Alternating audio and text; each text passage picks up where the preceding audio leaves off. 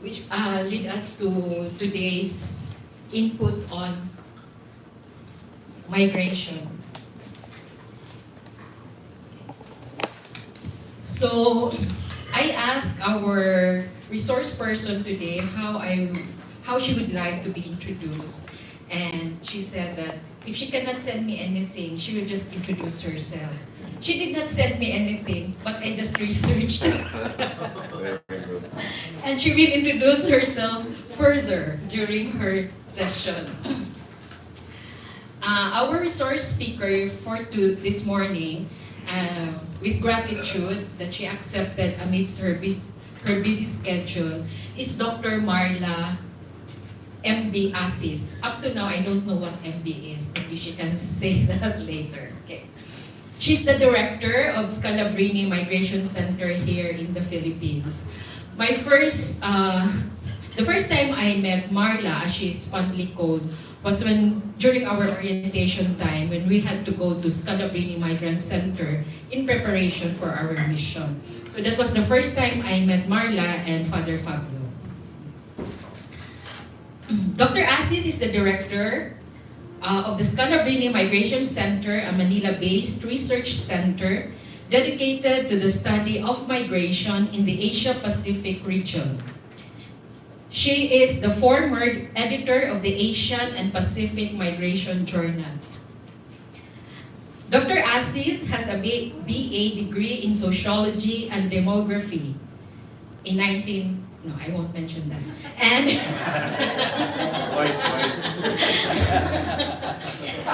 and she further took her MA from the University of the Philippines.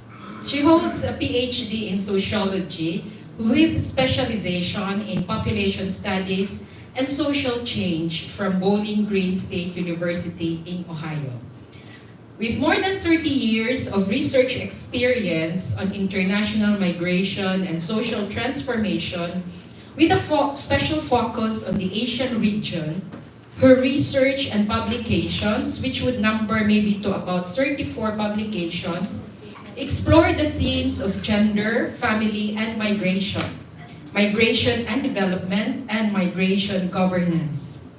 Among her completed research are explorations of Filipino father carers in transnational families, agriculture as an alternative to international migration for young Filipinos, Southeast Asian fishermen on Taiwanese fishing vessels, and migration, slow onset events and governance in Baguio City, Philippines.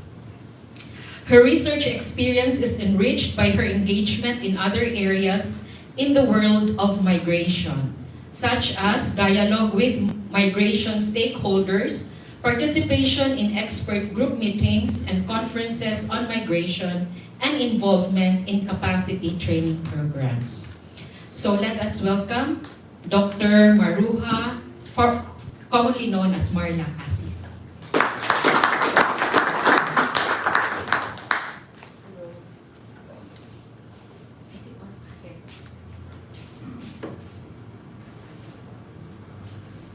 Hello. Hi. Maayong buntag, maayong aga sa atong tanan. So, a very good morning to everyone. And thank you very much, Arlene, for the introduction. It's like listening to my wake. What did she say? No. But I just would like to make one very quick correction because something has changed in my life. Actually, I had retired from the Scalabrini Migration Center, and we have a new director. But I continue to work with SMC. I've been there for more than 20 years. I continue to work on selected projects, so I have also sort of modified the meaning of retired. So it's instead of just one word, I describe myself as tired. Because moments of tiredness come every now and then. So I thought that I'd like to begin. I actually prepared 2 PowerPoints for our sharing today. First of all, I'd like to thank the Columban Missionaries for inviting me to this dialogue. And when Arlene invited me, I said, "Sige, I will say yes at your own risk." Okay. I'm of course very happy to always have dialogues with different groups when it comes to migration issues. And I continue to also learn from the discussions and conversations that we have with many stakeholders. Okay? So I'd like to begin by introducing the Scalabrini Migration Center. Um, the Scalabrini Migration Center was actually established in the Philippines in 1987. And it is part of the work of the congregation called the Scalabrinian Missionaries, which have their beginnings in Italy in the late 19th century. So the founder of the congregation, Saint Scalabrini, he was just canonized in October 2022. He was formerly Bishop of Piacenza. And the inspiration for establishing a group that will take care of migrants was born out of his own observations and his experiences as Bishop of Piacenza. Because Italy also used to be a country of emigration, a country where many people left to also find better opportunities elsewhere. And so during that time, so this was late 19th century, so this was also known, at least in the Western world, as the period of Great Migration because of movements towards the Americas. Okay? So he was also very much concerned with what he saw in his flock, that they were leaving, and that he was also, of course, concerned both about their practical concerns once they are in the new countries of destination, and also because he was bishop, he was also concerned about his faith life. And at the time, the Italian government did not really care much about the migrants. So in a way, it's something that we also hear quite often when we speak about the experiences of people on the move. And so he lobbied with the Pope at the time that there should be a group of people that would accompany migrants and that would provide for their, and that would accompany them in their journey, including the journey to the destination, the new country that they will be part of, and also to provide the migrants with a lot of practical support, like support with language, maybe establishing schools for the children, but also, of course, really to accompany them in their faith journey as well. The inspiration for the work of the study centers, so this is part of the work of the congregation, actually came from the vision of Saint Scalabrini that in order to promote the dignity of migrants, we cannot simply work within the environment of the church. And to be able to make the discussions public and to really work towards promoting the dignity of migrants, because at that time, the language of rights was not yet part of the language of people, but it was, but I think it's also a very good word, human dignity. Said that in order to promote the dignity of migrants, we have to work also in a larger environment, and to be able to do that, you need information, you need to have educational programs and so forth. And that's the spirit of the study centers. Because the study centers, they were established, I think the more famous ones is the one in Rome, Italy, and also in New York. But we also have a study center in Paris, in Buenos Aires, and also in Brazil. And the most recent one is the one in Cape Town. So in a sense, although the congregation is not very big in terms of numbers, but at least in the major regions of the world, there's the presence of at least one center of study. And while we do have similar programs, like we have libraries, we have publications, we do research and so forth, we also, of course, where we are present, so like for example in the Asia Pacific, that's the region that the Scalabrini Migration Center tries to cover because it is such a vast region, and of course our resources are also limited. But the idea is where we are present, then we try to also sort of specialize in the issues, knowing the issues of the region where we are, and engaging in the various programs. So the core of our work is really research. So the Scalabrinians came to the Philippines from Australia in 1982, and 5 years later they established the study center here, okay?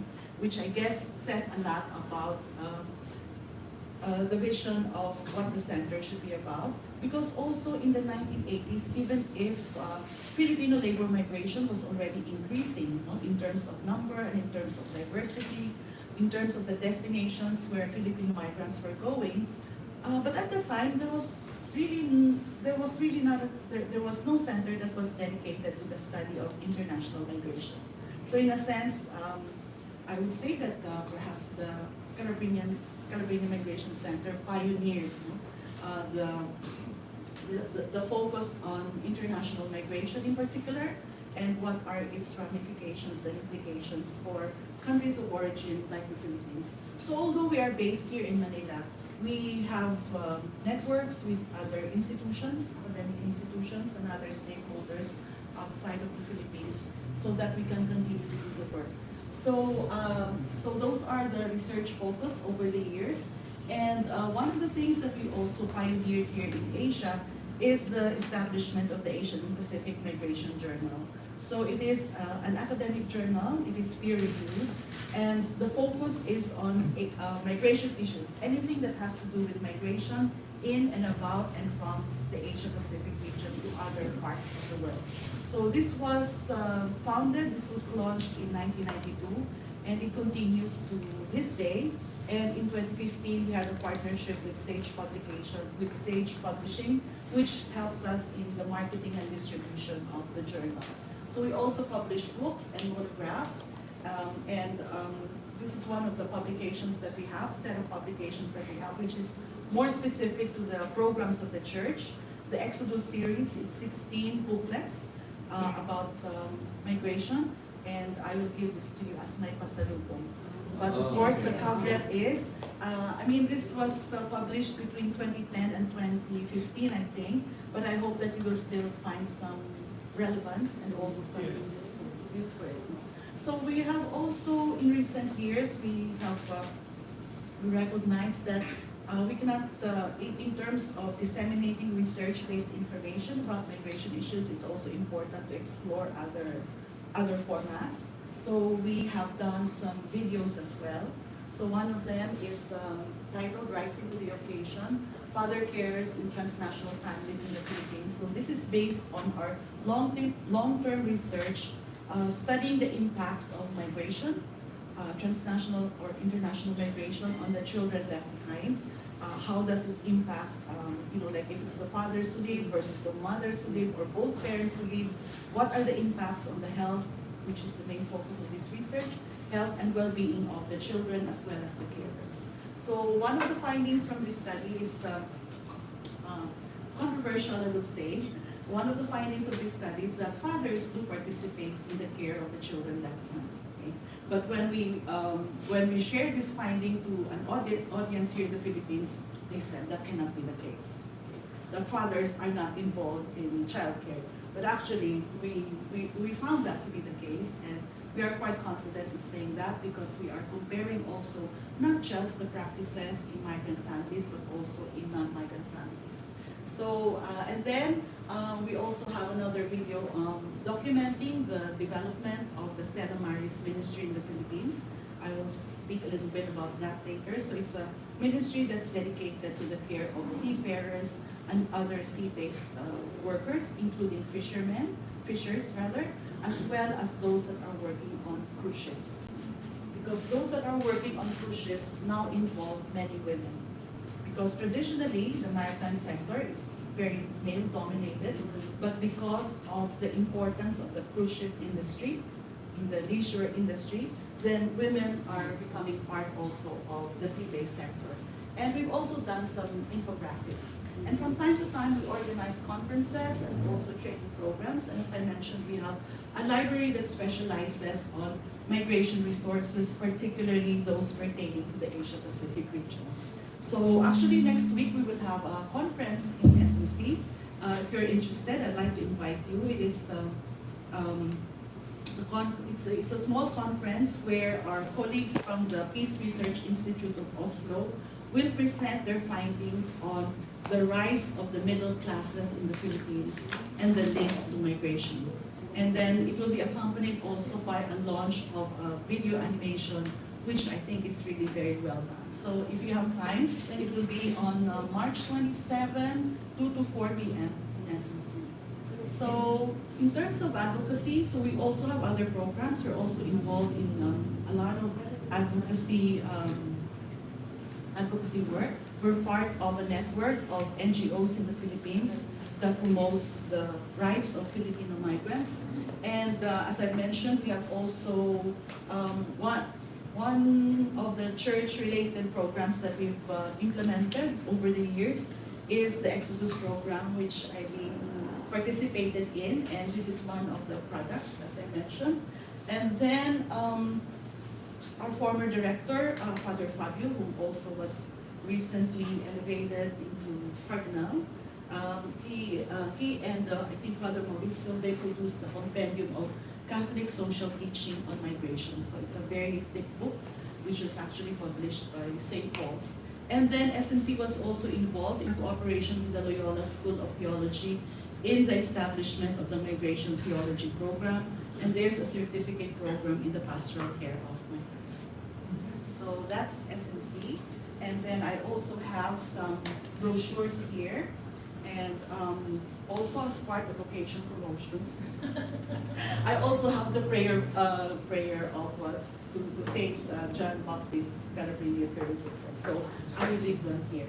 So yeah, so that's what our center does, and now I'll turn to the next part.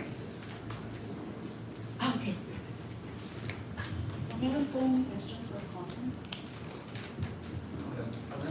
The video on the Stella Maris on the seafarers, is that available? It's available. Some of our students do ministry to seafarers on the last day on Saturdays. Yes. And that would be really valuable. Yes, yes. Actually, if you Google it, sorry, I forgot to put the link, but if you Google it, if you Google the title, it will show up. And I think it's quite an okay video because in a span, I think it's about less than 10 minutes, at least, the work of the Stella Maris ministry, not only, it's focused on the ministry here in the Philippines, but, the different programs of Stella Maris centers in other parts of the Philippines. What's the title of the video? Is that the one? Yeah, Stella Maris. No, title of the video. Stella Maris. Yeah, in the Philippines, okay. and then So I will also leave a copy of the PowerPoint here if you're interested. But also, I have some notes there. I wasn't able to edit, but you're welcome to look them up. So yeah, for the dialogue this morning, I was very happy, of course, to know from Father Leo and also from Arlene that you are discerning, or you have decided that one of the missions that you will have, focus of your missionary work will be on migration and biodiversity. So I thought that, maybe what I'll try to do is this particular presentation, I divided it into two parts. One is to just give an overview about migration and maybe some selected issues. And then the second part is hopefully as part of the reflection about this particular mission, maybe I'll share with you some materials as well as some experiences in the ministry with migrants. Okay. And I know that there are people here who are based in other parts or who have worked in other parts and regions of the world. And I'd also like to invite you to share your experiences because that would be very helpful. So I titled it Pabaon. And I thought it was very appropriate because the first activity that I had here was to eat merienda. So I thought, this is a good sign. This is a good sign. So yeah, Pabaon, maybe some further reflections also, food for thought about the mission. So first of all, I'd just like to start with some of the common terms and words that are associated with migration. So you are familiar with many of them, I think. Okay. While these are different categories of people on the move, not all of them are considered as migrants. Okay? Because we will discuss why. Okay? And then, while we do also have definitions, the ones that are in red, highlighted in red, these are the categories of migrants which also have legal definitions. And the reasons for that is because, like for example, in the case of refugees, there is an international instrument, the UN Convention of 1951, the status relating to the status of refugees. Okay? So it's an international convention, it's an international treaty that promotes the rights of refugees. And because of the many policy implications and protection issues that are involved, it's important to have a legal definition of who constitutes a refugee. So the 1951 Convention and its 1967 Protocol, they provide the legal definitions of who is to be considered a refugee. And the classic definition is that a refugee is somebody who cannot find protection in his or her own country of birth or country of origin. So that's why that person has to seek protection elsewhere. Okay? But not everyone who claims to be persecuted, not everyone who claims to be running away from conflict or violence in their countries of origin can be considered a refugee. They have to go through a refugee determination process. Okay? So that one is codified. So that's why I have highlighted there that one, because it has a very specific meaning. And maybe jumping more into the current discussion, that's why there's also a lot of reluctance in referring to those who are fleeing from environmental degradation and calling them as refugees. The UNHCR, which is the agency that is involved in the protection of refugees, would be the first to object to this idea that those that are fleeing from climate-related or environment-related displacements are to be considered refugees, because this one has a very specific meaning. So conflict, originally persecution, based also on the experience in Europe in the Second World War, where many people had to seek protection elsewhere. So the term migrant workers, that also has a legal definition because there is an international instrument as well, the 1990 Migrant Workers Convention. Okay? So I will not go into the details, no? but also because, like for example, the Philippines ratified that particular convention, then in our national laws, we also have a legal definition of who are to be considered as migrant workers. Although in our ordinary language, we refer to them largely as OFWs, right? OFWs, Overseas Filipino Workers. And for those who are older, you might recall that in the 1970s, OCWs yun eh, Overseas Contract Workers. Pero nag-evolve siya into OFWs because it has been, the reality is that not everybody who leaves the Philippines as a migrant worker leaves with a contract. Okay? In other words, not everyone goes through the legal channels. So OFWs would include also those who may leave the country, who are leaving the country, but not going through the regular channels. Okay? So again, trafficked persons, there is also a legal definition for this. Okay? So there's the 2000 UN Protocol on trafficking, and then because again the Philippines ratified this protocol, in our laws we already have gone through, I think, 3 amendments going towards expanded anti-trafficking measures here in the Philippines. So we have a very specific meaning of who is a trafficked person. Kasi kung minsan, sometimes, there could be a misunderstanding, like some of those that are irregularly recruited. People would say, oh, they're trafficked, but they're not actually the same. Okay? So just to say that there are like legal definitions, and if there are national laws to these international conventions, then the country that has ratified these conventions and has also passed the relevant laws, they also have legal definitions for these categories. So yes, we go to the next one. Okay? Not all of them are considered migrants. Okay? So we have a sense now that the world is on the move, right? It seems like people are moving everywhere. Lots of tourists coming to the Philippines, lots of Filipinos visiting other countries. so forth and so on. So there's a sense that the world is on the move, okay? But not all movements are considered or not all movements are considered or are counted as international migration.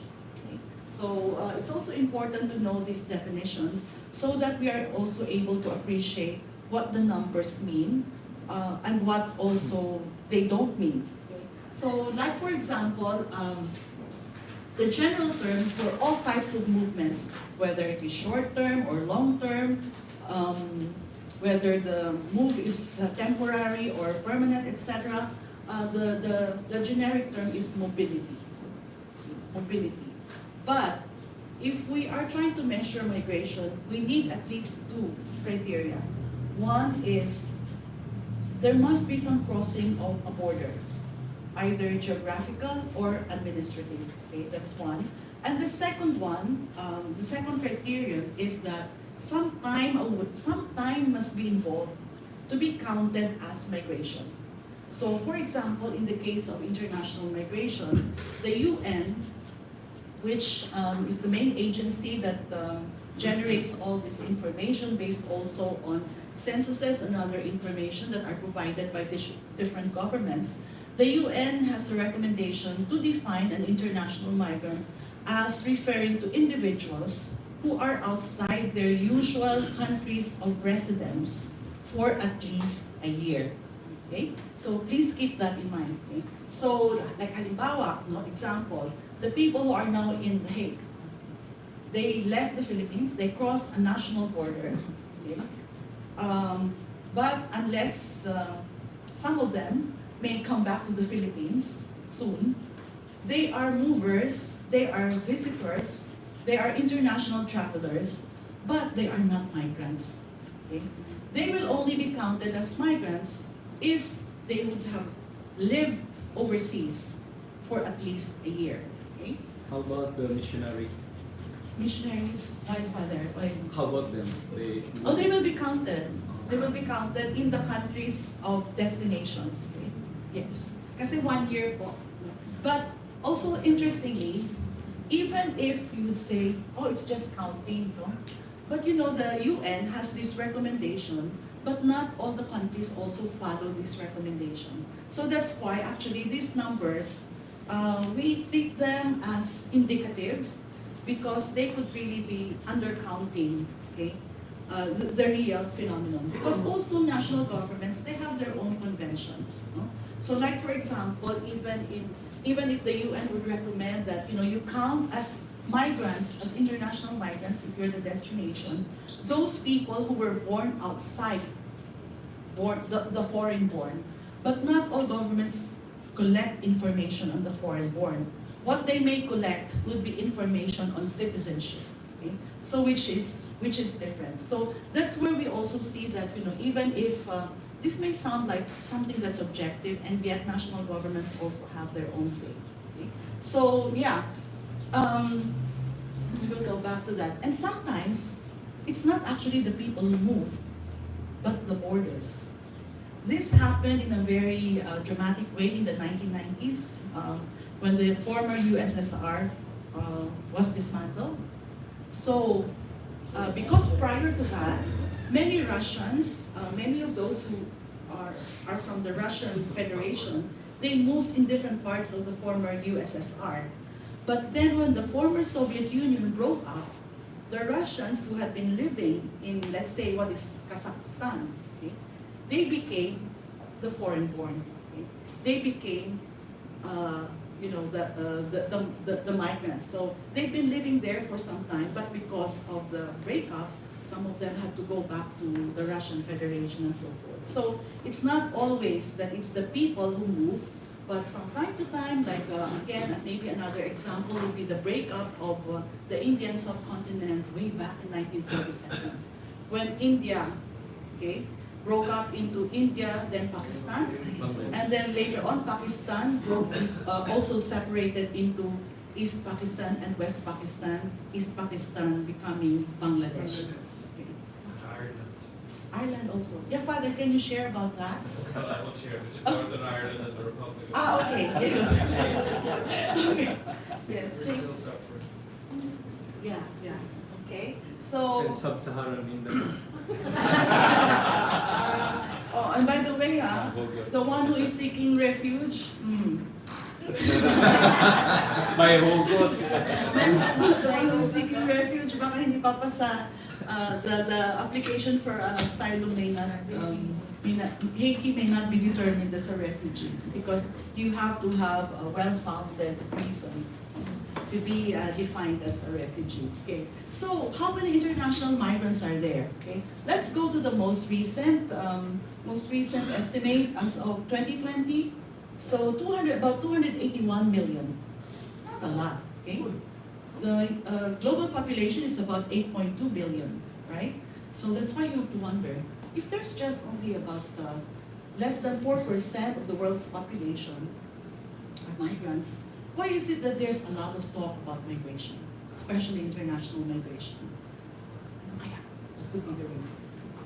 Why is it so high on the agenda of the global community? So it's not just the numbers. No? So there are many other issues that are associated with international migration. Okay? In peace times, in times of peace, actually when we talk about the movement of workers across borders, no? That has implications for the countries of origin as well as for the countries where the workers are going to, and what would be their future. Okay? So as you can see, from the 1970, there were only 84 million, 2.3% of the world's population. But also, as I understand, actually the number of countries that are involved have also increased from 1970 to 2020. Okay?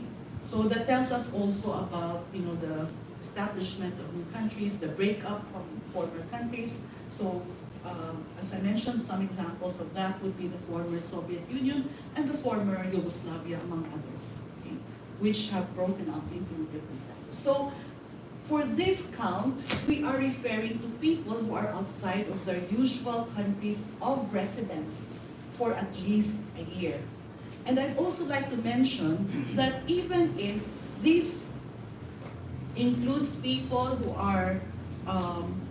have left their usual countries of residence for at least a year, this would include migrants, migrant workers, this would include international students, this would include those who are those who left their countries of usual residence to marry, the so-called marriage migrants. Basta, as long as it's at least a year, okay? It also includes those who are moving, who are forcibly displaced, no? Because like labor migration, it's voluntary migration. Okay? People leave their countries so they could find better incomes and better jobs elsewhere. That's voluntary. Versus those who have been forcibly displaced, like refugees. Oh, so before I go into that, let me just mention that these are the top 20 country-to-country migration corridors. Migration corridors refers to interaction between a country of origin and a country of destination, and that there had been significant flows of people from the origin to the destination, so that over time, this pattern has become quite well established. So as you can see, the largest country-to-country migration corridor is between the U.S. It's from Mexico to the U.S. And in a sense, intuitively, it makes sense. Okay? Among others, there's the geographical factor, very close to each other, and also the long history between the two countries. And you can see the Philippines there. It's also between the Philippines, from the Philippines to the U.S. Again, against the backdrop of historical factors. The Philippines being formerly colony of the U.S. for 50 years, and the ties that have been established over time. Okay? So I would just like to explain what the countries, like for example, Syria to Turkey, Afghanistan to Iran, Myanmar to Thailand, why are they in red and not in blue? Because these are indications of migration corridors that are mostly that mostly involve those who are forcibly displaced. Okay? So like for example, Syria to Turkey, this has been going on since around 2011, okay, when the conflict in Syria broke out. Myanmar to Thailand, this has also been long running, but also in addition, there's also the geographical factor. Okay? If you will note, okay, itong mga, these ones, especially the forcibly displaced movements, no? These are contiguous countries. They're very close to each other. Okay? And what you would note also is that, for example, Afghanistan, the conflict that led to the forcible displacement of Afghans dates back to the 1980s with the annexation of Russia in 1980. And since then, there have been years and years of instability and generalized violence in Afghanistan that continues to drive people out. So the reasons, therefore, for their migration are not simply because they want to find better jobs, better opportunities abroad, but basically they're fleeing for safety, right? Because of the conditions of instability and violence and conflict in their countries of origin. So as you would know, these are countries that are pretty close to each other. Okay? And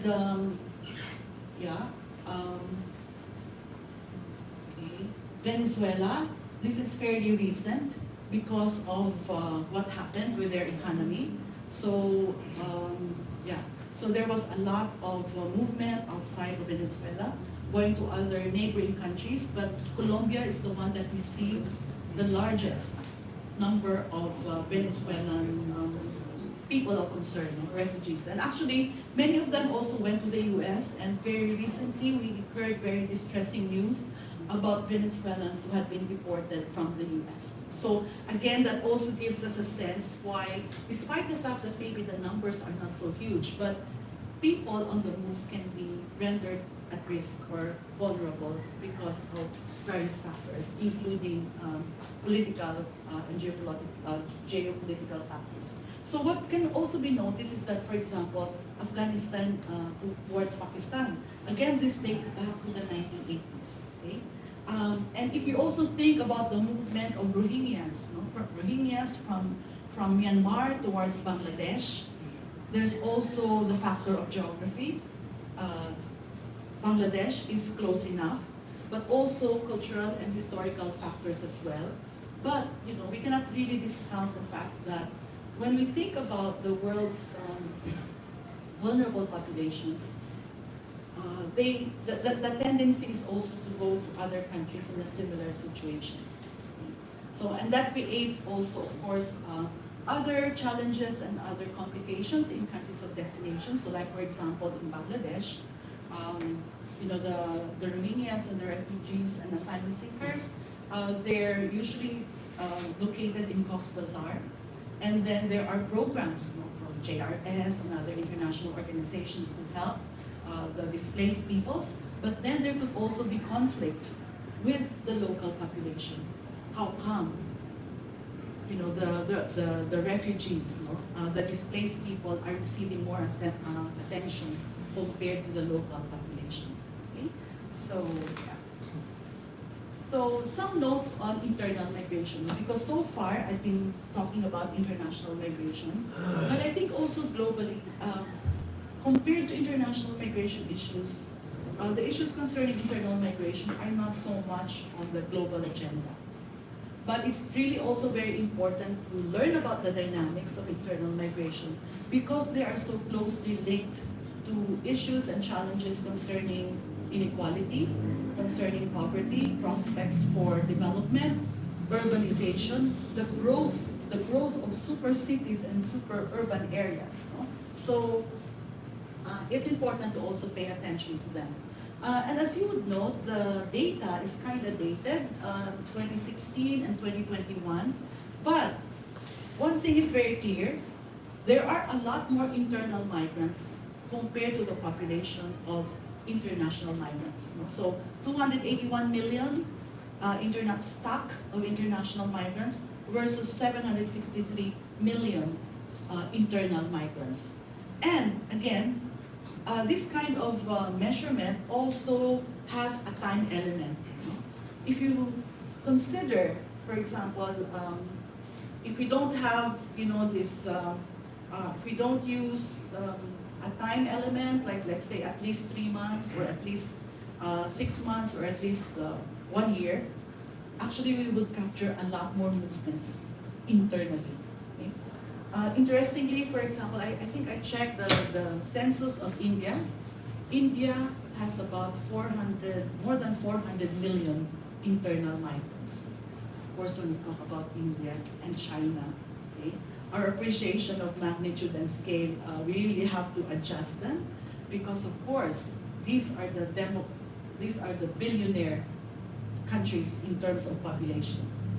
India is now number 1 with more than 1.4 billion people. China also has 1.4 billion people. So China is not too happy that they have been taken over by India in terms of the demographic count, but that's their reality. Okay. So maybe just a few words, some generalizations that we can have about internal migration dynamics.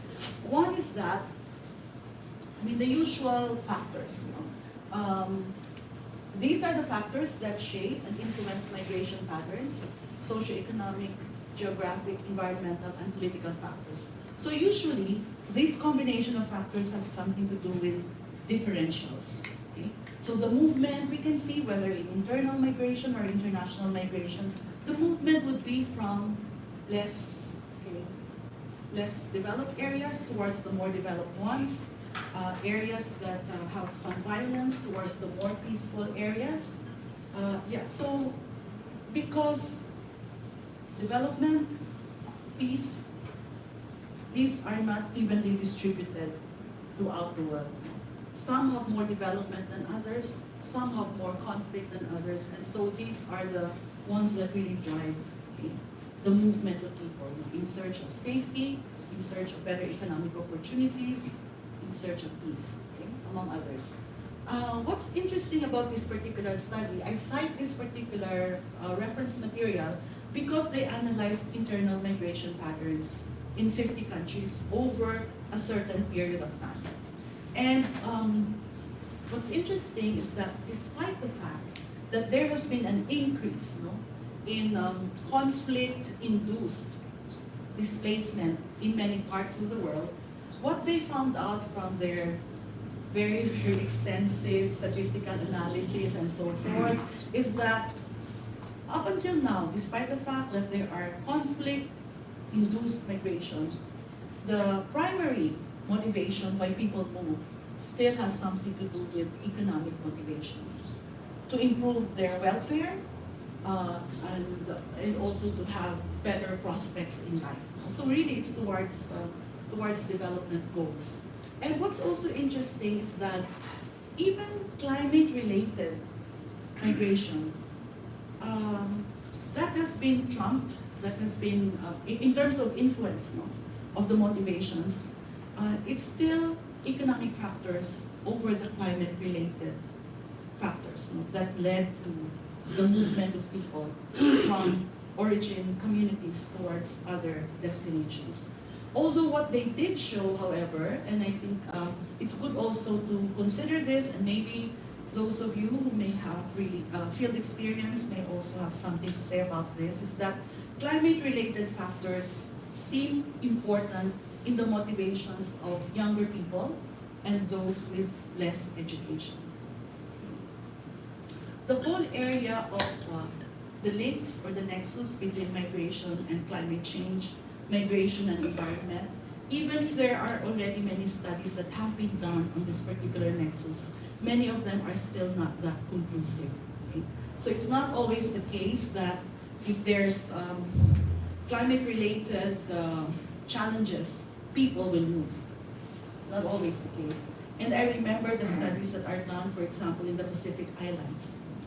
Even if there's the possibility, even if there are some studies that have established about rising sea levels, and I know that some of you or someone is based in Kiribati. Sino ba yun? One of our seminary. Well, yeah. Oh. Kasi Kiribati is often cited as an example of a country, a small island state, no? That many studies have established that they will be experiencing more rising sea levels. Okay? And in fact, they have already, I think, migration with dignity, the possibility to also maybe really migrate to other countries in the Pacific, notably New Zealand and possibly Australia. No? But there are also a lot of studies that suggest that actually, despite these imminent challenges, we should not underestimate the motivation of people to stay.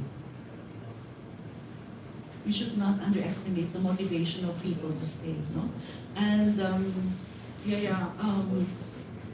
because really the Pacific Islands, they're often given as examples, no, to show the links between migration and climate change. But also there are studies that suggest that these societies are also introducing a lot of mitigating factors, doing a lot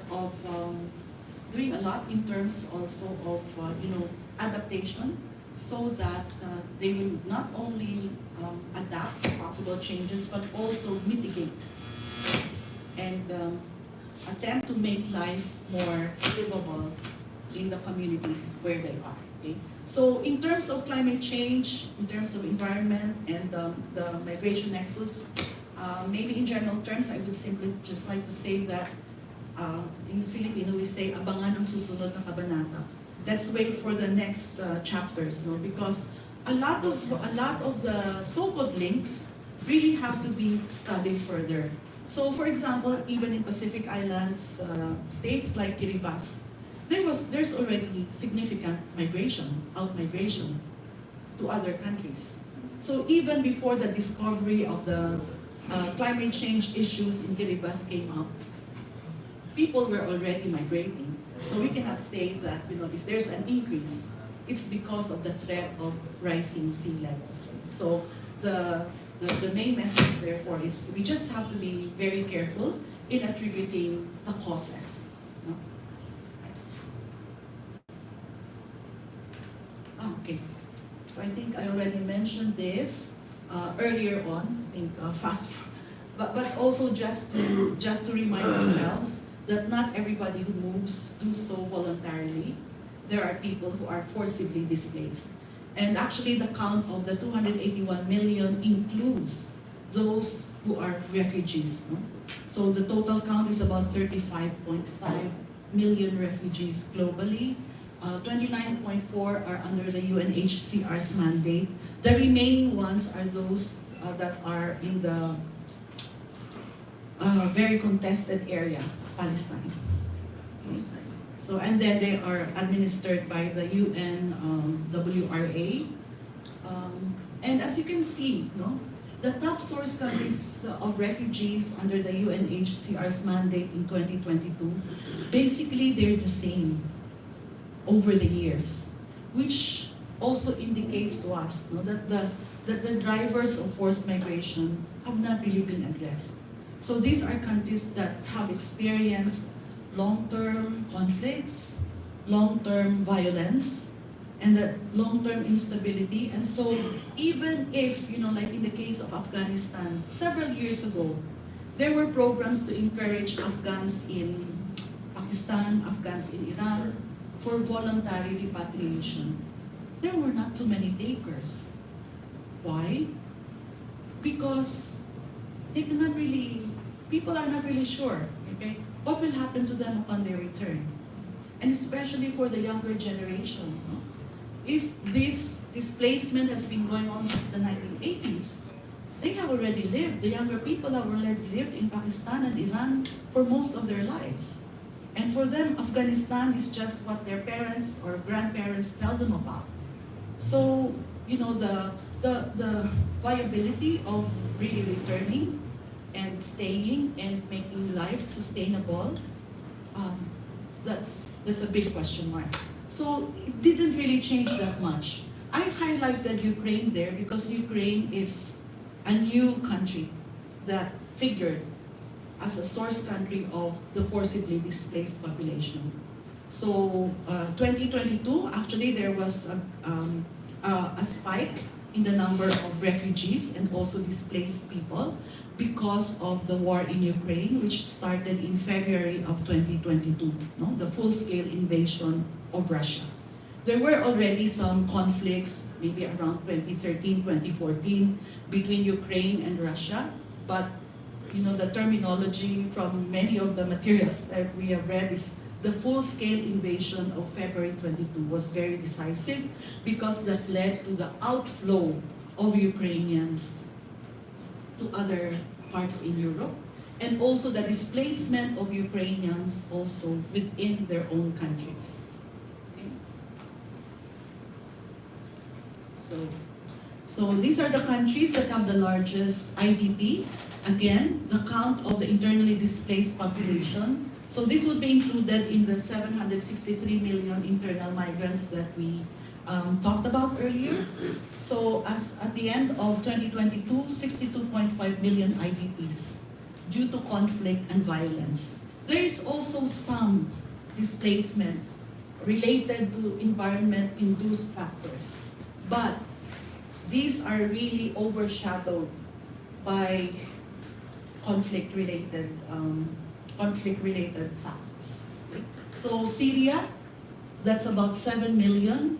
Ukraine, that's close also to around 6 million in displaced.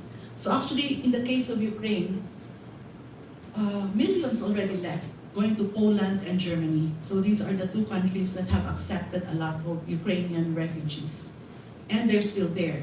So we have already entered the third year, approaching the third year of the war, and there's no solution in sight as to whether peace will return to Ukraine. So a lot of issues there. So again, the other countries, Afghanistan, also a big source, major source of refugee movements. Ethiopia, Nigeria. Okay. Sorry, just an observation on that. Okay, the cases is in millions now, so it's all Yes. cold hard numbers. I'm just looking at that and thinking to myself, Palestine in terms of percentage Ah. of the Palestinian population within the boundaries of Gaza, for example, Mm-hmm. almost populates 100%. In Because terms of percentage rather than. yeah, this one is actually numbers, Yes. absolute numbers. Yes. Yes, yeah. But yes, yeah. Yeah. We will also say a few things about the Palestinians who came to the Philippines, right? But yes, the case of the Palestinians, it's really very complicated because it dates back to 1948, what the UK government also decided at the time, and so it's very difficult to, you know, when we talk about the search for durable solutions, what are the durable solutions? But I've also been in conversations with people who teach theology and the difficulties that they have in explaining theology. And then you have this ongoing conflict, fresh conflicts, and what does that mean about justice, about so many things. And so, yeah. I questioned about in terms of percentages, that Brenda said, I'm wondering is North Korean are counted. North Korea. North Korea. Because this is only the capital. This is, quite many people, the North Korean, many countries, they don't think the North Korean as a refugees.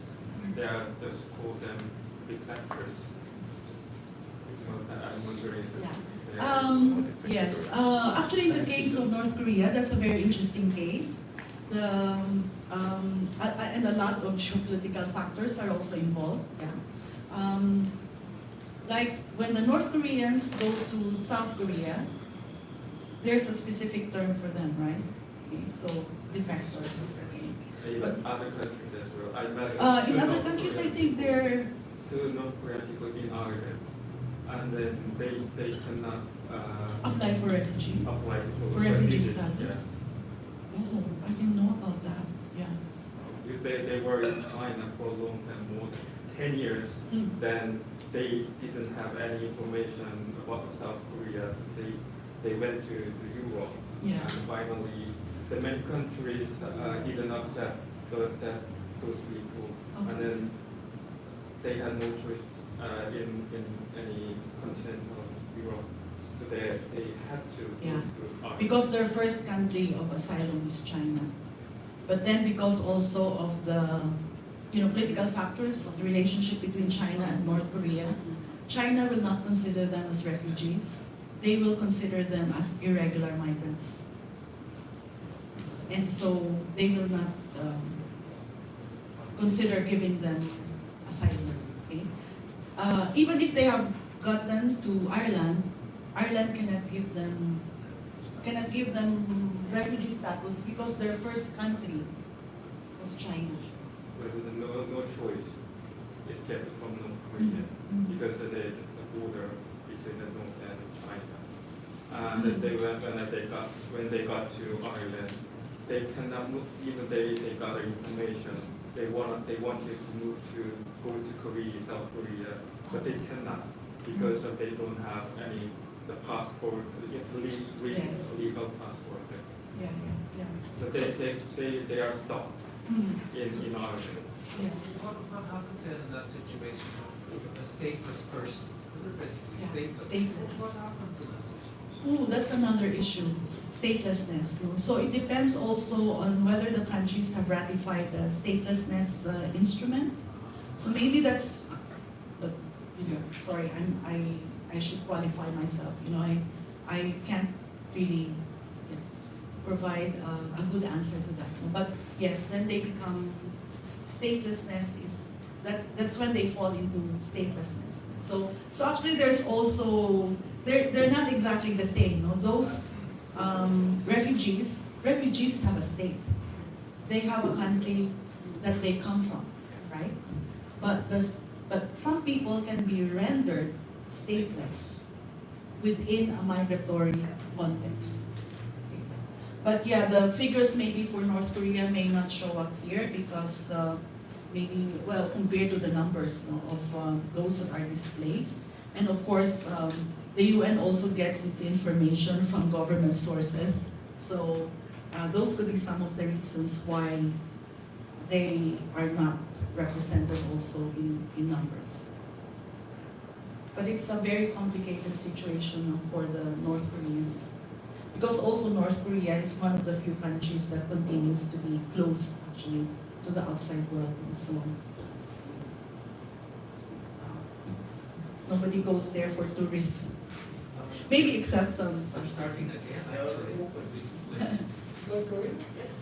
British tourists are going. The last month. Yes. Honestly, BBC World Service.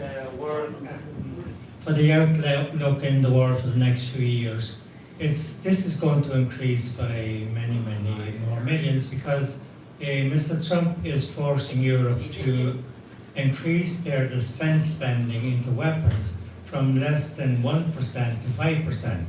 So this 5% is going to be taken from help that will be going to refugees and other people like that. So it seems to me that the forecast for the future is going to be an increase of this by many fold. Yeah, indeed, Father. Actually, the IDMC, International Displacement Monitoring Center, which has been monitoring the numbers, I think, since the 1990s, that's their forecast. No? Because we also go by what has been the trend and pattern so far, not much change. No? I mean, if we also include the other top 20 countries, it's basically the same countries. And then the prospects for more violence and also conflicts are there. No? So yeah, it's a very bleak picture. And as I will also try to suggest later, it's actually maybe taking a look at internal migration. and the challenges, no? Because whether we're talking about conflicts, whether we're talking about maybe movements that may be influenced by environment factors, those phenomena will happen more internally rather than involving the crossing of national borders. So, okay. So maybe a little bit about Asia. Is that okay? Oh, 30 minutes already. More. Okay, yeah. So yeah, I did not really prepare like, you know, some frameworks why people move, etc. But maybe when we go through some of the examples, we will be able to know a little bit more about the drivers of migration. So as you can see, actually the regions with the largest stock of international migration are Europe and Asia. And what the data also tell us is that actually Asia, the increase in Asia has been very, very notable and the largest increase compared to other regions in the world. So I'll go to the other sections later just to show you that between the two regions, between Europe and Asia, Europe has about 87 million of the 281 million international migrants. Asia has 86. Yeah. But it shows here that in terms of the growth has been very significant in Asia. But if we consider the share of migrants to the total population, the highest would be in Oceania, then the Americas, and Europe. Okay? As you can see, the share of migrants to the total population in Asia is very, very small. Okay? So you might ask, why is it that the numbers, in terms of absolute numbers, there's a lot in Asia, but why is it that the share of the migrant population in Asia to the total population in Asia is very small? I think a large part of it has to do with the fact that Asia is not a settlement country. Okay? As I will explain later, a lot of the migration that happens in Asia is temporary migration. Okay? So the countries that allow for permanent settlement, the classic ones, US, Canada, Australia, New Zealand. These are the countries that also have a history of long migration and countries that also pride themselves as countries that were built by immigration. So there's that reality, and also there's that philosophy about this country. So in fact, Europe also just very recently started to accept also long-term settlement. But in Asia, the predominant one is temporary migration, and specifically temporary labor migration. Okay? So you would note, for example, that maybe, I'll try to explain. So the most dominant, the most prominent type of migration that takes place in Asia is temporary labor migration. And this is a migration that started in the 1970s. The 1970s, there was the oil crisis, but for the oil-producing countries, it was a bonanza, right? Especially for the Gulf countries, with the revenues coming from oil exports, no? They were able to mount massive infrastructure projects. Okay? So the movement of workers, that's, you know, like, the migration histories are quite interrelated. Because 1973, with the oil crisis, temporary labor migration in Western Europe stopped, but it opened up in the Gulf region, Saudi Arabia, later on Kuwait, UAE, Qatar, Oman, Bahrain. No? So, and the temporary labor migration that was, the template for temporary labor migration was actually introduced in the Gulf region. Okay? For them, it was very clear that temporary labor migration has to be temporary.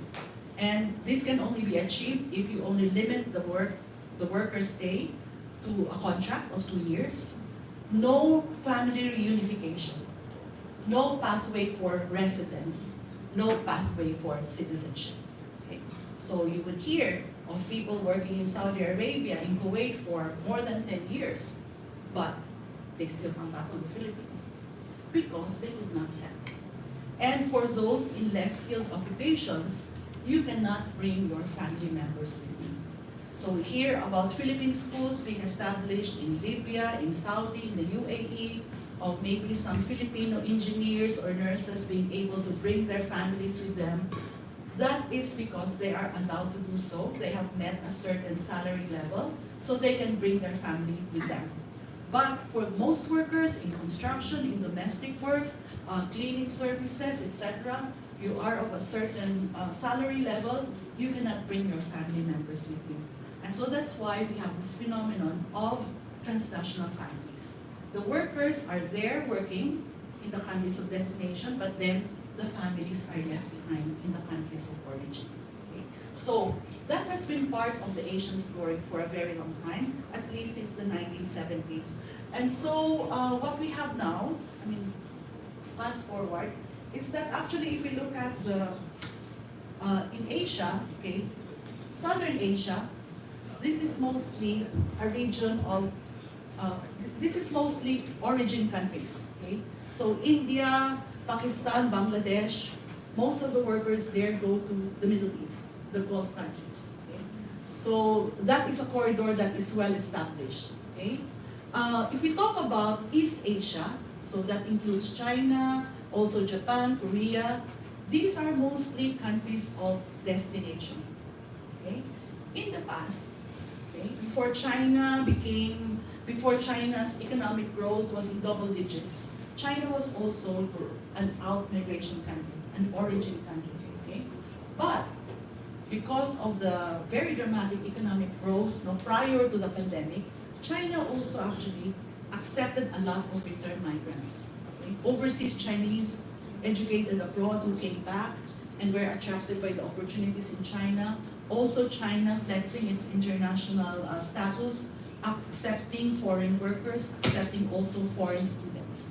So, you know, if we think of China still as a country of origin, I think we are experiencing some kind of a time warp. Although, I think we have to also consider what has happened since the pandemic. And I must say that I'm not so updated about what happened since then, the pandemic. So Japan is largely a country of destination. South Korea is also largely a country of destination. Okay, and then if we think of Southeast Asia, okay, so it's a combination of countries of origin: Philippines, Indonesia, Vietnam. What else? Malaysia.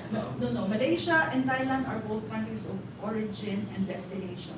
Countries of origin in Southeast Asia are basically Singapore and also Brunei. Okay, but Thailand and Malaysia are very interesting because they are both origin and destination countries. I have to say though that when we speak about origin and destination countries, these are not really written in stone. It's just that the more dominant forms of movement is either outward or they are receiving. So, for example, the Philippines, even if it's largely an origin country, like, you know, we have a diaspora of 10 million overseas, which is 10% of our population, but we do receive foreign nationals in the Philippines. Huh? Yeah, and also recently, POGOs, so that actually increased the size of the foreign population in the Philippines, but that might change also because of the recent policy to terminate the operations of POGOs in the Philippines. So, yes, Thailand, and then also what we have to remember is that even if there are legal channels for regular migration, okay, there's also a lot of unauthorized migration that transpires. Okay? So we don't call them illegal migration, we don't call them illegal migrants. Actually, there's a UN recommendation that recommends the use of the terms irregular migrants, undocumented migrants, migrants in an irregular situation, rather than illegal migrants. Because it draws attention excessively, as if it's the migrants that cause the irregular migration, when there are other factors that could affect why people go through legal, irregular channels. Okay? So actually now, it has become really very problematic. No? Because like for example, Southeast Asia is also considered as some kind of a hotbed for trafficking. Okay? But, okay, also very recently, maybe just around 3 or 4 years ago, even the modes of trafficking have changed. Okay? So actually over time, I think initially people think of trafficking mostly in terms of sex trafficking, people who are channeled in the sex industry. And then later on, it became expanded into this idea of forced labor, people who are working under forced labor conditions. And so then, because of this acknowledgement that forced labor is happening, that's when we also get to recognize that it's not only women and girls who are trafficked, but boys and men as well. Okay?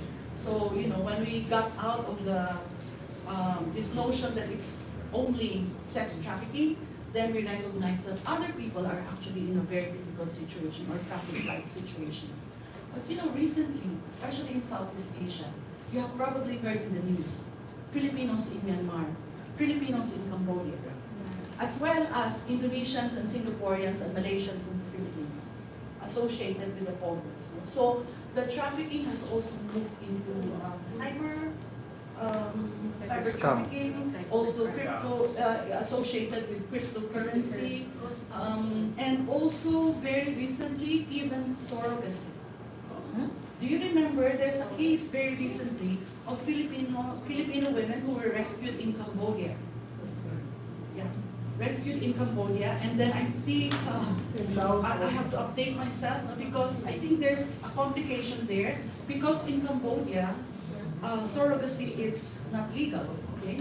And then there are Filipino women caught in this situation. I think the Philippine government had to make some negotiations and discussions with the Cambodian government to allow the women to be repatriated to the Philippines and not be criminalized in Cambodia. So trafficking is also evolving, no? And you know, the places, the destinations can be sources, sources can be destinations, like in the case of Cambodia. Myanmar, before when I heard, why is it that there are Filipinos trafficked to Myanmar and Cambodia? How did that happen? But it's in the border. Mm. Even Thailand and Myanmar Okay. and Laos, those areas. There are a lot of Chinese. So it's also associated with like the pogos. Yeah. Okay. But my impression is, I'm not very sure, but these areas also are not controlled by the government. But The border. controlled, yes, controlled by some specific gangs or whatever. Mm, yeah. Yeah. So yes, because actually the border area, especially in mainland Southeast Asia, between Myanmar and Thailand, between Myanmar and the other neighboring countries, and also the links with China are also quite complex. They are actually, I think, attracted to come to Thailand for work in Thailand, but to their surprise, they cross the borders to Myanmar. Okay. So yeah, so actually in irregular migration, not just trafficking, is actually very substantial in Asia as well. So again, countries like Malaysia and Thailand, actually there are more workers in an irregular situation than legal ones. Okay? But also if you look at the patterns, like in the case of Thailand, most of them come from Myanmar. Most of them come from Myanmar. Geography plays a very important role because there's like a 2,000-kilometer land border that's shared between Myanmar and Thailand. Okay? In Malaysia, where do the unauthorized migrant workers come from? Philippines, when you talk Backdoor. about Sabah. Backdoor, And then, Philippines when you talk about Sabah, but also Indonesia when you talk about West Malaysia, the mainland. No? Yeah. So again, like between Sabah and the Philippines, again that's a very complicated geopolitical situation. You know, just to tell you a story, we had a conference about Filipinos in Sabah in November last year, and we thought that we were going to make it a big conference because very little attention is paid to this particular issue. But then the short of the story is we had to scale it down and we had to make it an in-person conference because we realized that it was a very sensitive topic. We could not invite government to be speakers. We could not, we also have some people and organizations from SAPA, but they also expressed concern that if it is known to a bigger audience, their operations, like for example, of alternative learning centers might be jeopardized. So yeah, it continues up until now, okay? But I think what we need to recognize here is that most of the time when we talk about labor migration, we think that people are pushed out of their origin countries because of the lack of opportunities. That is true. But then, that is not really the complete story as well. I think what we also have to recognize is that on the destination side, there is a demand. Of course. Right? There is a demand.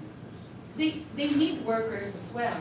And I think that's also one thing that we need to keep in mind when we think about mega trends that are going to affect the futures, no? Because there are different trajectories, no? Futures of migration. So one of them has to do with population aging. Population aging. Okay? So, the demand. Okay? Just think of the situation in the Philippines now. Many countries in Europe are negotiating with the Philippine government. You know, in countries like Romania. And then I recently met someone from Albania and she was telling me, oh, our hospitality industry in Albania, there are so many Filipino workers. Wow. Albania. Gulat na ako. That's because all the Albanians are going to the rest of Europe, so they need Yes. Or, you know, like for example, the increase in the Filipino number of Filipino workers in the Czech Republic. It is also connected to the decline in the number of Ukrainian workers because of the war. And so the Czech Republic turned to the Philippines as a potential source of workers. So the aging aspect, I think this is one thing that we cannot get away from. Okay? But also, because there's going to be more demand, then maybe it can be also a leverage for countries of origin like the Philippines. Okay? So you have a demand for workers, particularly care workers.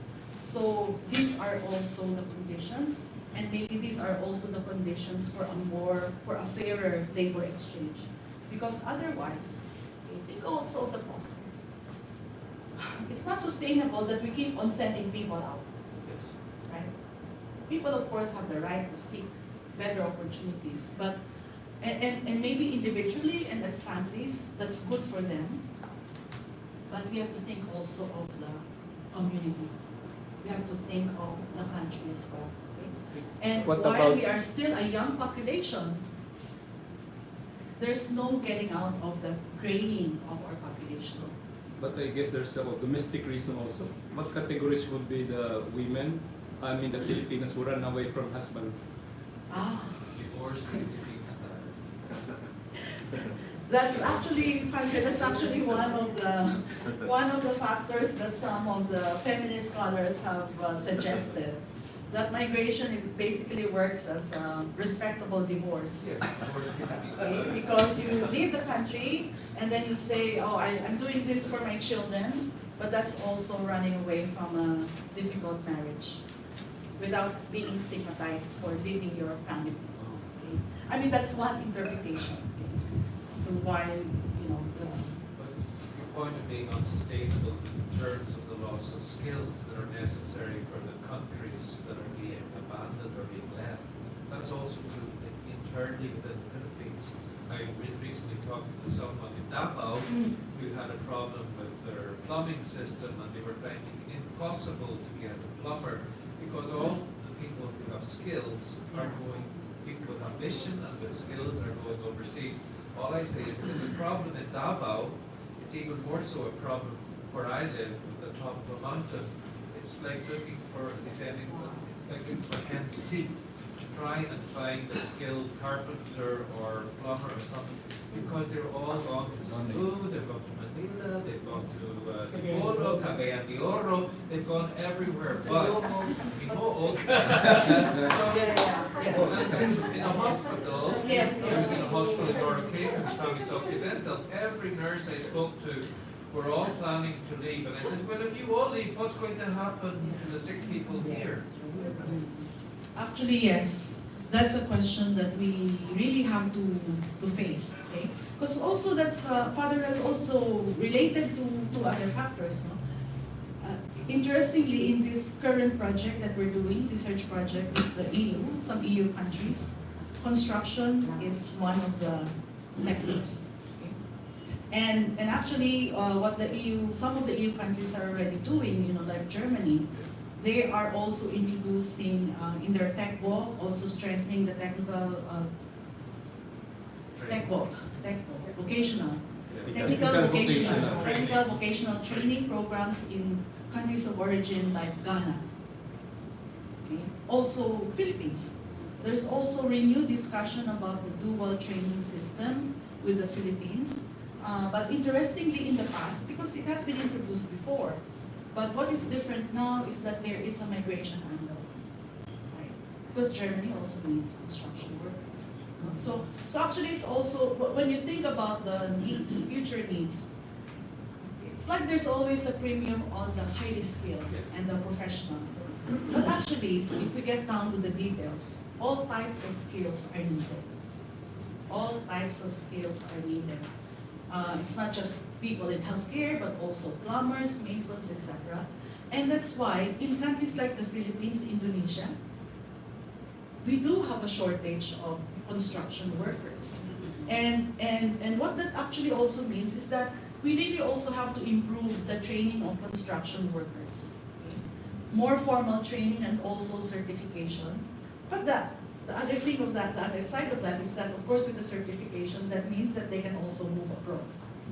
But we hope that if we train more, then some will be left for us. And no more bridges fall. Pero, di ba, but the nursing situation is very strange because we actually have an oversupply. Same thing, also actually Indonesia has an oversupply of trained nurses. And yet there is a shortage. Why? Because the nurses don't want to get employed locally because the working conditions are so bad.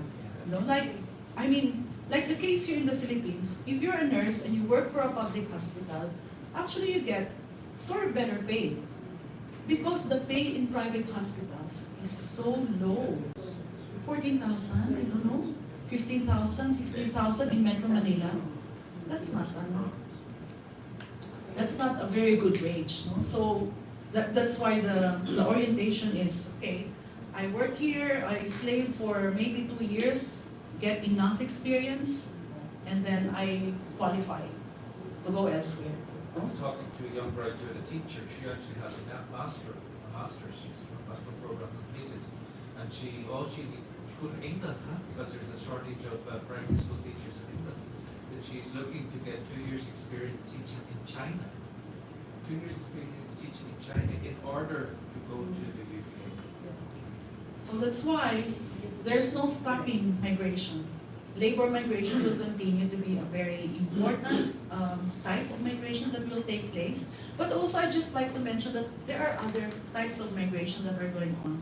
There's marriage migration as well. So there's not only a shortage of workers, but shortage of usually brides. There's no shortage of grooms, no. Only brides. And actually, okay, this is where the intended and unintended consequences come in. Okay? This is more like a story. Because like, for example, when China instituted the one-child policy in 1980s, years later, decades later, that policy will come upon China. Yes, Right? even until now. Because now, there is an oversupply of men. If you think of, because in the social sciences, we think of this as, supply and demand, right? The numbers of marriageable population, etc. So that's why actually, you can see, in the borders of China, some kidnapping is going on. Some abduction is going on because of the shortage of marriageable women. Because the women, especially in the rural areas, they also tend to go to the urban areas. So then, there's a lot of Unmarried men. unmarried men. Actually, I forgot na, I used to memorize that figure that there's like a projected millions of men who won't be able to find marriageable women of the same marriageable age in their Next year we countries. can do the vocation promotion. I like your father. That's very nice. The one that You have a market. wanted to continue. Thank you for that. But probably it would be helpful for us to go down into the context of the Philippines. I would be, happy to be able to hear some, ministries, are here in the Philippines and what do they do? Because I think that's the objective that we really intend. Thank you, Father, for that good reminder. So actually, if you don't mind, I'll skip the various slides and let's go to, if we have time later, then we can go back. And actually, maybe I'll stay for lunch and more merienda so I can make more kwento with you. But really thank you, Father. No? So actually now, we go to the migration admission, okay? And I thought that, said, what do I say? But when I was thinking about this portion, I was reminded of the Great Commission, okay? That there's actually a very close relationship between migration and mission, including the propagation of the faith. So, because migration really is something that, invites us to go beyond our comfort zone, to reach out to others, so that the others do not become perpetually others, but also one of us. Okay? And I just like to mention here, this is not really a comprehensive list. So some of the initiatives that are part of the church organizations, church-related organizations that do work on migration. So maybe just some of them may be very familiar. So I've already mentioned about the work of the Scalabrinian missionaries. Aside from the centers of studies, they do have other programs. Like in the Philippines, there's a dormitory for migrant workers, and I'll talk about them more later. And then there's the Jesuit Refugee Services that was founded by Father Pedro Arupe, and it has a very interesting history because it actually, this idea of ministering to the needs of the refugees came out of the Indo-Chinese refugee crisis in the 1970s. The boat people of the 1970s at the Vietnam, at the end of the Vietnam War, and then Cambodia, and also Laos. And then there's Stella Maris. It used to be known as Apostleship of the Sea, AOS. So this is a ministry that has more than 100 years of history. They celebrated the 100th year in October 2020. I can remember that very well because it was COVID time. But what the Stella Maris has done over the years is that it's really a ministry that's dedicated to the care of seafarers. Okay? But it has expanded, as I mentioned, also to other types of sea-based workers like fishers. So, the strength of this work is that they have established Stella Maris centers. It's the largest ship visiting network all over the world. I think more than 200. So can you imagine also the resource that is also represented by an organization such as this, so that if you have concerns about the situation of fishers, then this is also the organization to link with. And then of course there's the work of the Talita Kum, which is very prominent in the world of anti-trafficking measures. So it's different women's congregations, and then it has global reach. So it, you have the Vatican, then to the national, and then from the national down to the local level. So it's really a network of women's congregations working with other organizations as well, and the attention and the specific focus is on anti-trafficking measures. Okay? And then there's the work of Caritas Internationalis. So they actually do a lot of work, a lot of poverty alleviation, livelihood programs, and so forth, and also really focusing on the marginalized communities. But they also have a lot of programs and services dedicated to migration and human trafficking. So for example, many years ago when there was the conflict in Lebanon, actually it was Caritas Lebanon that helped with the repatriation of Filipino domestic workers to the Philippines. And then actually recently we did work, it's a small project, but it's also available in the website of the dicastery. We documented some examples of ministries, of different types of ministries that, with migrants that are initiated or spearheaded by women congregations. So we were quite happy to do this because it also casts attention to the work of women congregations, because for the most part, they are, like regarded as always there, being present and supporters, but also they actually have spearheaded various initiatives as well. So, yeah, you might want to take a look at that. Okay. In the work of the ministry with migrants, I think one of the important differences, because of course other faiths, other Christian organizations and churches also have their own ministries with migrants, but I think what maybe sets the Catholic efforts quite distinctive is that we have a structure. Okay? We have a structure. Somehow there's some kind of a template on how we are to operate. So the inspiration can come from the universal to the local, and also from the local up to the universal. So like for example, when it comes to the universal level at the Vatican, there's the dicastery for promoting integral human development. This used to be the Pontifical Council for Migrants and Refugees, but because of the reorganization under Pope Francis, this is now the dicastery that integrates the work on migrants and refugees. Okay? So again, so there's this some kind of directive, there's this structure, there are, and you go to the national level. And at the national level, you have the bishops' conferences. So in countries like the Philippines, the Catholic Bishops' Conference of the Philippines, one commission is dedicated to migrants and itinerant people. That's the ECMI. So it stands for Episcopal Commission for the Care of Migrants and Itinerant People. In the case of Korea, it's CBCK, right? The CBCK, the Catholic Bishops' Conference of Korea, has a specific commission dedicated to migrants, but also included in that is the work of, that commission also covers programs and services for overseas Koreans. Although the programs that we are more familiar with have to do with the migrants in Korea. And then, like for example, in the case of ECMI here in the Philippines, there are efforts to establish migrants' desks in various dioceses. Okay?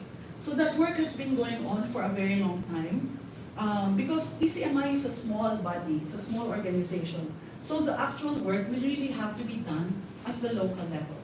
And to be able to do that, you also need some kind of a structure. And so that's why ECMI tries to develop, sustain, and strengthen so-called migrants' desks. And sometimes, if there are no specific migrants' desks that are established in various dioceses, then at least the work and the ministry with migrants can be integrated in some of the existing programs. So like for example, if you're dealing with the children left behind, it can be under the Youth Commission. If you're dealing with families, it can be under the Family Life. So in terms of structure, somehow, right, we are quite familiar with this ladder. No? But in addition, we also have really a wealth of materials. Okay? There's the social teaching of the church. There is a compendium, okay, the one that I mentioned earlier, and it's really a lot. Okay? Sometimes I do sense that some of our colleagues in the academic world, they're quite negative towards the Catholic Church. But what they don't also realize is that actually there's a lot of reflection in the Catholic Church through history of thinking about migration. Okay? From exsul familia to the present time. So here I just listed down some of the materials that you might find useful. We don't have time to really go into them. And then an earlier material that was published in 2004, the Ega Migrantes Caritas Christi. This is an instruction. And what I find also very useful about this, even if it's 2004, it gives a summary and an overview of the key points of the various social teaching of the church on migration. The reflections are quite nice, are quite really something to think about. So these are resources that you can find from the Dicastery for Promoting Integral Human Development. You just have to go to the link on migrants and refugees. Okay? So, now, various programs have actually been implemented. So even with those who have not taken Exodus, etc. Actually, when Exodus came into the picture, when we introduced the program in 2000, many initiatives were already being done. And especially if we talk about the Asian context, many initiatives were already being done. Some of the earliest NGOs working with migrants and providing support to migrants are actually Catholic organizations here in Asia, including those in the destination. So let's not lose sight of that. And I think the one thing about migration that has invited the involvement of other congregations and other church organizations is that you don't have to go to the peripheries where the people are to evangelize or to give support or to give witnessing. If you're operating in a country of destination like Korea, Japan, Hong Kong, the peripheries are already there. People who come from the peripheries are already there. And so it's really, I think, a sensitization to the needs and concerns of migrants that have inspired many of the Catholic organizations and churches in the destinations to pay attention to migrants. Okay? So like, for example, in Hong Kong, lots of initiatives from the 1980s up to the present time. Okay? But it depends also, of course, on the context. In Hong Kong, NGOs, church organizations can operate quite freely, but not so much in Malaysia. It's a very difficult, it's a very challenging environment to work in. South Korea, yes. NGOs, Japan also.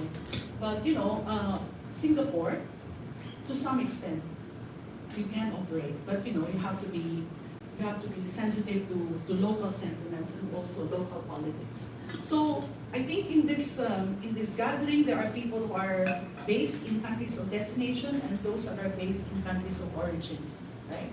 So like, for example, in Ireland, yeah. So it's a country of destination, lots of Filipino nurses, among others. Okay? US, major destination, the #1 preferred destination of migrants all over the world. And actually the US has the largest population of international migrants, 50 million.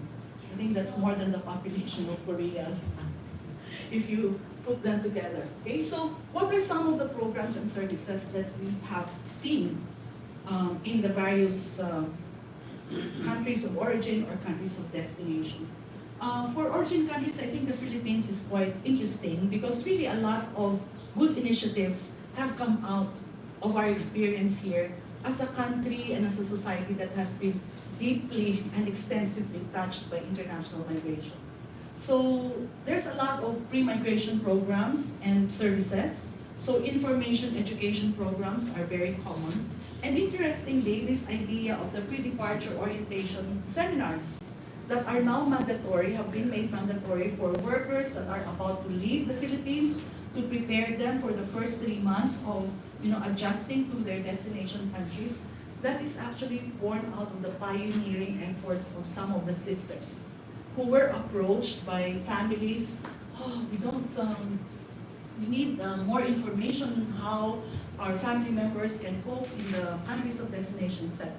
So then that became, the seeds of the program actually came from the work of many Catholic organizations that later became mandated by the Philippines. So yeah, a lot of that, and then rights education, that is a continuing effort.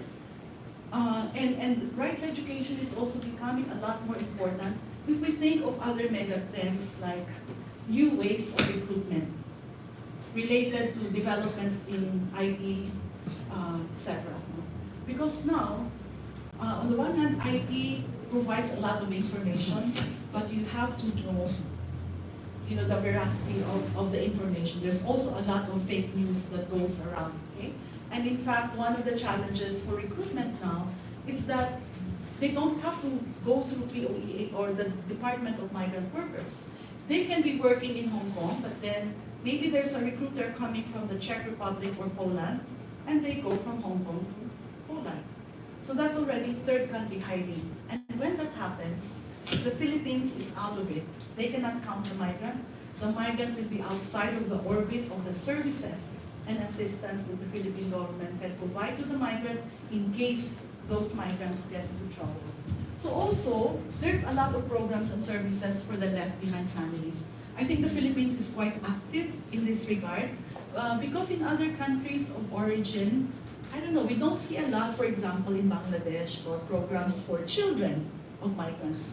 But in the Philippines, we do have programs dedicated to the children of migrants. I will describe a little bit later about the efforts also of ECMI in working with the schools and the educational institutions to insert programs and interventions to reach out to children of migrants. And then hospital visits, this is very common among seafarers, those coming back, they get sick from their work abroad, and then hospital visits, and always spiritual support and accompaniment. Actually, this is common, in both. And then advocacy. Okay? Advocacy. Many church efforts are actually implemented, but then we also get criticized for doing simply charity work. Okay? And then, the idea that you don't really get at the root causes of the problems. And so, from the more so-called progressive groups, they might think of the efforts of the Catholic organizations as simply band-aid solutions. Okay? So that's a challenge. But then at the same time, but what about the people in need now? Who will help them? Who will be with them? Okay? So, just along that line, maybe I'm just wondering if, in your opinion, in what area can we as Colombian missionaries engage in, given all these different programs that are now available? So maybe, along that area. We'll go into that.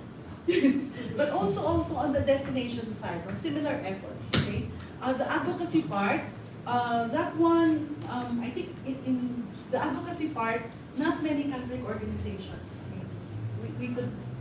The advocacy part could benefit more from the participation of more Catholic actors and institutions. But maybe also, but because, and my sense is some organizations don't go into it because it's a lot more public. Okay? And you need a lot more preparation to be able to do advocacy work. Okay? But that's something to think about. Yeah. So, examples of good practices. Okay? So let's talk first about examples of good practices. So like on the universal level, there's the World Day of Migrants and Refugees.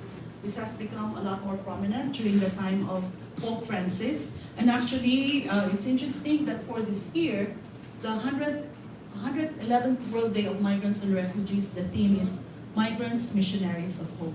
So unlike the earlier editions of the World Day of Migrants and Refugees, which is commemorated every last Sunday of September, this time it will be held on October 4 and 5, which coincides with the occasion of the Jubilee of Migrants in the missionary world. Okay? So, and then this one, I told Father Leo and Arlene about this. This is actually something that was introduced by Father Peter when He established the Hope Worker Center in Taiwan, in Taipei, Taiwan. Yeah. And then the approach is, instead of offering services and programs within the church environment, it was actually in a place outside the church, so that those of non-Catholic faith will not hesitate in seeking the assistance and support of the center. And then also another initiative that was introduced by the Church, Catholic Church of Thailand. If they have to rely on the religious and the religious communities, there's not a lot. And so what they did also is instead of sending priests or sisters, then they sent social workers to countries like Taiwan and Korea. And again, for them that also works because of course a lot of the Thai workers are not Catholics. And the mission is to serve migrants, regardless of faith. And so the social worker approach also worked. And then the Church of Korea, they're the ones that actually continued the Exodus program regularly. Okay? And they even translated this into Korean. So it has actually become mainstreamed. They have this continuing program of formation of those that are involved in the pastoral ministry with migrants. And in addition, they also introduced another, a new aspect, which I discovered later, and that is, in addition to the, talking about the ministries, etc., they also added the fellowship program. So they have the activities twice a year. The first one is, monitoring and also sharing of experiences, and the other one is fellowship. Okay. More on the spiritual side. And then when it comes to programs for the left behind children, I mentioned earlier about the school-based interventions of the ECMI, CBCP. So they work with Catholic institutions because like in the Philippine context, a lot of the migrant workers, they really want their children to attend private schools and preferably also Catholic schools, also for the religious instruction. And so what the ECMI did is also develop programs working with guidance counselors. So some of the initiatives, like they will form groups for organizations with OFW children, whether in elementary or high school. And then an interesting initiative that they have is the holding of a national contest of outstanding sons and daughters of OFWs.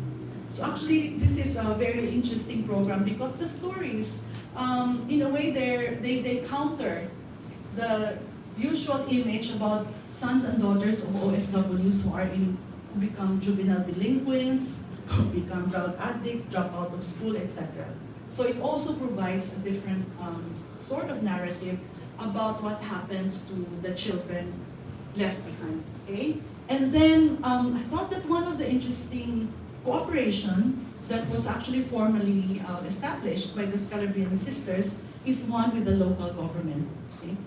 Because normally, right, we don't really, in a way, there's even some hesitance, reluctance to deal with authorities. But from what we can see, this is working quite well. And I guess it also works out quite well because the Quezon City government also established a Migrants Resource Center, and they have programs. The Quezon City government has programs for migrants and their families. Okay, gaps. So these are some of the gaps. Okay? So this is not, again, very comprehensive. I thought that maybe just to start the conversation, some of the gaps have something to do with programs and services to internal migrants, and specifically IDPs. Okay? And I'd also like to mention that in the case of the Philippines, there is the newly established network of civil society organizations on statelessness. So maybe this is also something that you might be interested to participate in. And actually a lot of their programs now are based also in Mindanao. So, and largely because when it comes to, like long running, although it's low level conflict, maybe that compared to other parts of the world, but conflict is an undercurrent in some of the communities. And so this really propels a lot of the internal displacement. Now, programs and support to refugees and asylum seekers in the Philippines. Of course, we don't have lots of asylum seekers in the Philippines. The UNHCR estimates about 1,400. But I remember very distinctly when the Palestinian families came to the Philippines, arrived in the Philippines, they were repatriated from Gaza by the Department of Foreign Affairs. Okay? Repatriated, okay. But then once they got to the Philippines, what about the support and assistance? So actually up until now, their situation is in limbo. They are here, they are welcome here, but what about the sustenance on a day-to-day basis? And in a situation where we don't know when the conflict in Gaza will end. Okay? So very recently, I think there's news about the case of some 11 Palestinian families who are in Marikina, but their rent is about to expire by the end of March or April. So what happens to them? So while we welcome them in the Philippines, no problem about that, but what about the support? Okay? We cannot really bank on the UNHCR because they don't, the days when the UNHCR gave support, that was during the time of the boat people, the Vietnamese and Indo-Chinese refugees who were here in the mid-70s to at least up until mid-1990s. But no such support is available now. And so what happens to them? Okay? We don't know about the other cases. Maybe another area that you might want to consider will be about return migration. Maybe preparing families, not to be dependent on overseas employment, because then they really have to weigh the costs and the benefits. Okay? Economic benefits, but then what about family relationships? While family relationships can continue to be sustained through IT, video conversations, etc. But what about really the relationship, good communication between parents and children, between the generations, or between couples. Okay? So yeah, and then there's also the case of the distressed migrants. So this would encompass different types of people. Okay? So this would be victims, or what they call now survivors of trafficking, who are very reluctant to also seek assistance. This would also include those who are returning from abroad under very distressed conditions. Those who have encountered abuse while abroad. And actually the abuse is not only to, domestic workers, but it could also happen to fishers. Fishing is a very, very difficult and hazardous occupation overseas. Okay? So what we had also uncovered when we did the study on the left behind families in 2023 is really the extent of mental health concerns. And actually for us as researchers, that really posed a challenge for us because even, practically, after we have done the interviews and then the interviewers would say, oh, but then there's this case. Okay. And we could not really extend real support because we are not counselors. And then also at the local level, there seems to be a lack of people who can actually respond to mental health concerns. So actually one of the things that we were thinking of for this project is to offer, we haven't done that yet, but to offer psychological first aid, maybe community-based psychological first aid. But the mental health concerns are quite alarming because just to tell you, in previous waves of data collection that we had, there were fewer numbers of people who agreed to the state that this is part of a scale, psychological scale. Something like, I have had thoughts of ending my life. There were more who said that in our most recent survey compared to the earlier ones. So because this happened in 2023, we thought that maybe this also has something to do with the effect of the pandemic. But yeah, that's getting to be fun. And then maybe initiatives to also provide local communities the option to stay. This one is very difficult because this has something to do with livelihood. And there's a tendency for even diaspora philanthropy.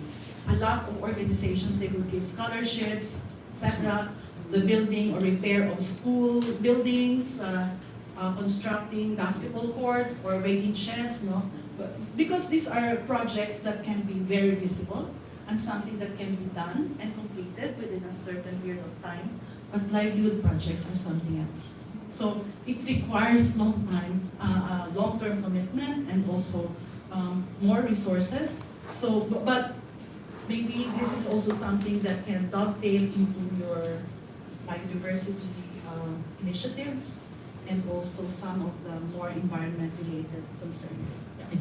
Excuse. Oh, thank you. Yeah. Because the bell already rang, Yeah. I'm just conscious whether the, yeah. Yeah, but I can just leave this like this. Okay. So there are challenges that are posed to us. Migration poses challenges, but also opportunities. Okay? So there are possibilities for cooperation, and also we always have to remember that faith is a resource, never ending.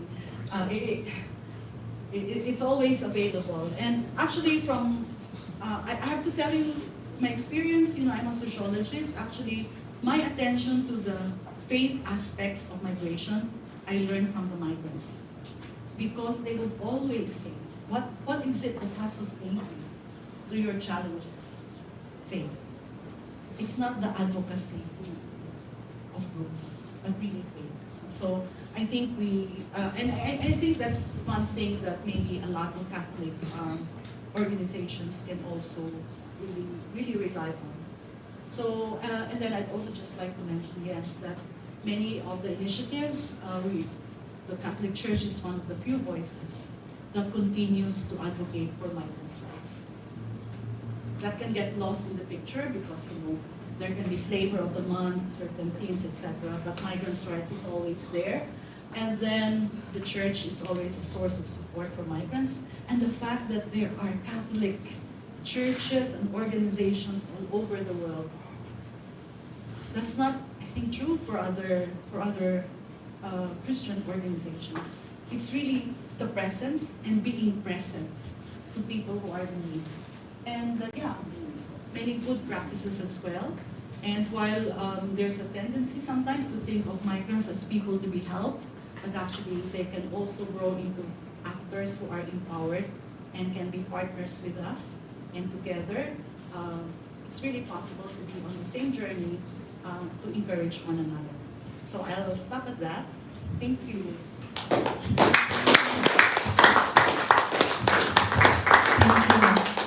Thank you very much, Dr. Asis, for a very, how would I say, very rich, broad, comprehensive input that you've shared with us. There's a lot for us to digest and to ponder and to reflect on. So thank you very much. And if you have more questions, maybe Marla will be staying with us for lunch. And if she Thank So, you for your time. yeah, because we're conscious too that the bell has rung and the kitchen staff Yes. also are I'm waiting. familiar with the rules. Salamat. So thank you very much once again, Dr. Asis, for a very good input. And we'll be back here at 2:30 this afternoon. So thank you once again.